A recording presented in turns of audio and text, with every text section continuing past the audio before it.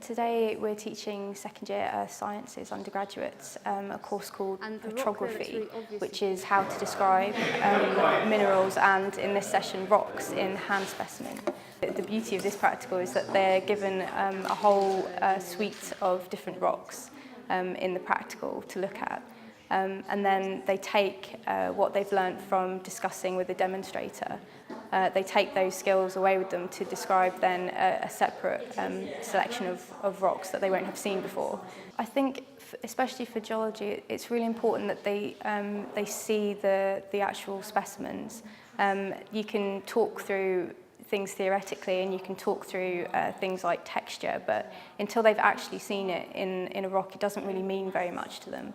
And really, in geology, we talk about getting your eye in, which means just sort of learning how to take what you've learnt theoretically and apply it.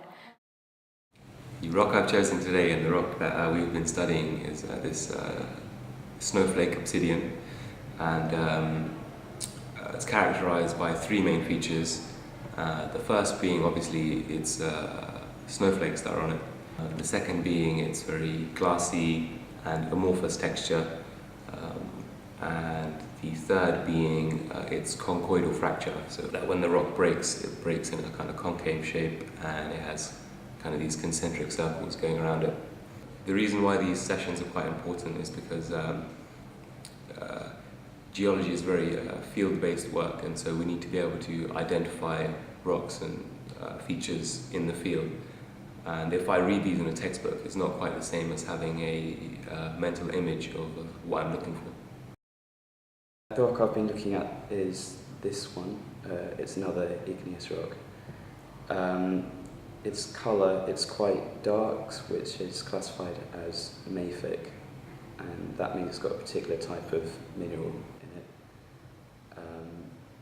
Its grain size is seriate, which means it's got quite a wide range of grain sizes. You can see the dark stuff is quite small, you can't see the individual crystals. And you've got a wide range of grain sizes going up to these big white ones, which you can see there. It's quite high density. If you lift it up, you can feel it's quite heavy, even though it's got these things called vesicles, which are air bubbles. It basically means that gas has been escaping, which means it's extrusive, so it forms above the surface. Inside the vesicles, the pores, you can see hematite balls. They're really small, so they're called metallic balls. Ground mass, the dark stuff, is probably a pyroxene, and the white crystals seem to be a feldspar. They're probably quite calcitic because they're quite white. I think I call this a vesicular basalt, which is a type of igneous rock.